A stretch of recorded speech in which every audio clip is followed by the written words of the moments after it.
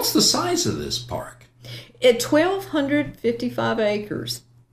It seems like there are different parks here.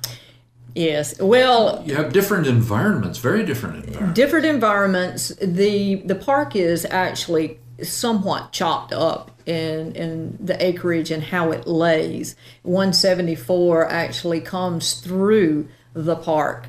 So you've got the area up on the beach, and a lot of folks, because this is where the beach is, they think this is all the park has to offer.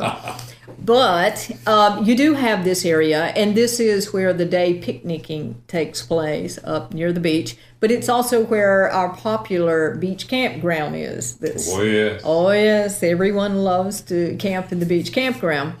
But if you go back up 174 a little ways across the causeway, and that area that you were talking about to the left there is where our nature trail actually takes off from there. And if you go a little farther is our Live Oak campground. It used to be called the Overflow Campground years ago. But in past years, in recent years, a lot of renovation was made to that campground. You've upgraded it a lot, haven't you? Oh, well, there's been a lot of upgrade done on this park since I got here in '06. But yes, some 50-amp service was added to that campground because of all the motorhomes now that actually require that kind of voltage. So you have 50-amp service? We have 50-amp service in that campground. We built a huge shower house over there. That has to be the best shower house in the whole state. The Taj Mahal of shower houses. I've heard it described as that. Yes, and so have I. It's beautiful. I went over and looked at it yesterday. Yes, yes. But so now with all the upgrades that has taken place over there, to some folks it's more popular than the beach campground. They actually like it better. 5 tent sites, what we call rustic tent sites, were actually set aside over there for the folks that really want to get away from the more modernized campsite. And these sites do not have electricity or water to them, and you have to kind of walk a ways into your site. And that's appealing to a certain group of folks. And on farther down that dirt road past the campground is where our cabins are. Oh, we have to talk about cabins. Didn't you have a special project for those cabins? Well, I had a lot of interest in them. Since I got here, it was decided that with the amount of use the cabins had received over the years, it was time that some money was invested back into them, and they were renovated. So, and we started that in '07 and just finished this year of renovating all of the 5 older cabins. Wow. And actually it involved our central maintenance crew that came in. The cabins were totally gutted. And let me back up if I could and give you a little history of the cabins. Please, yes. Of course, there were 5 original cabins that were built by the CCC, and in the beginning, they were located up here on the ocean.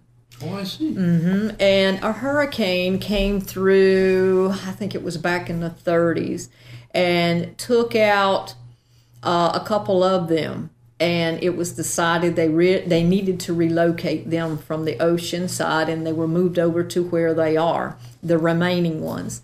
Around the 60s, 50s, late 50s, early 60s, a couple of more cabins were built to look just like the older ones, and so there were 5. And then just before I got here in '05, a couple of ADA cabins with 3 bedrooms was added. And what is an ADA cabin?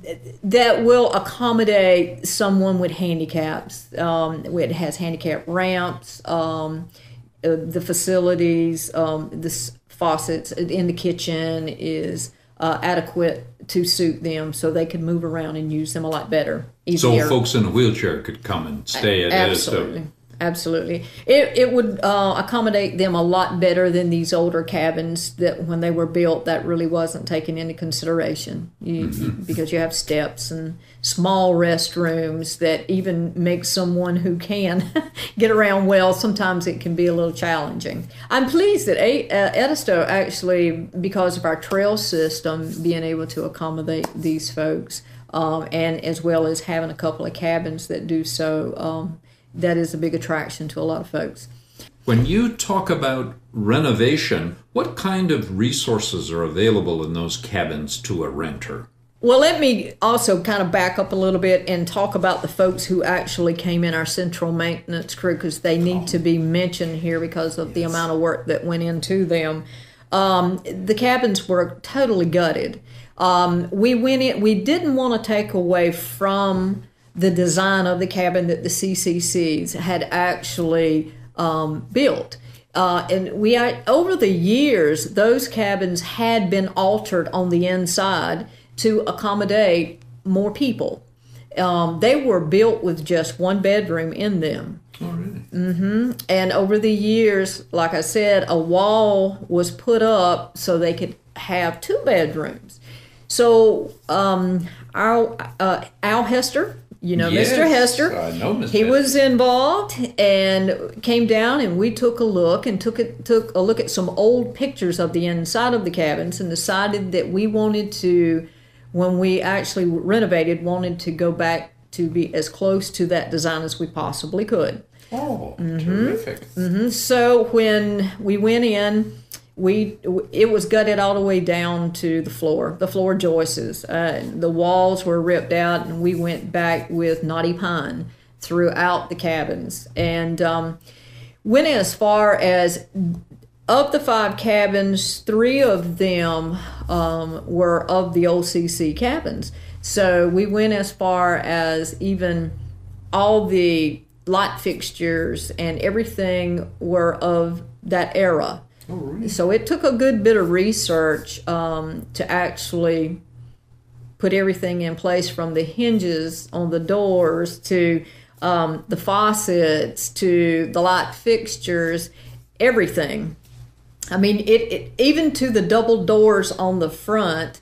The central maintenance crew actually took a lot of pride in, with the old wrought iron straps on the doors and the big double door. Anyway, they turned out beautiful. And we decided that although TV today is a popular thing and we still wanted to provide it to our customers, our cabin guests, it was not really something we wanted guests to walk into a cabin and see, you know, modernized electronics sitting up here. So we actually built this really wonderful cabinet of the same knotty pine with little knobs on it, and the TV is actually enclosed in this cabinet. Oh, so when you walk into a cabin, you do not see anything like that. So you don't have to tell the kids it's there. Yes, that's exactly right. They could come in and not know it's there.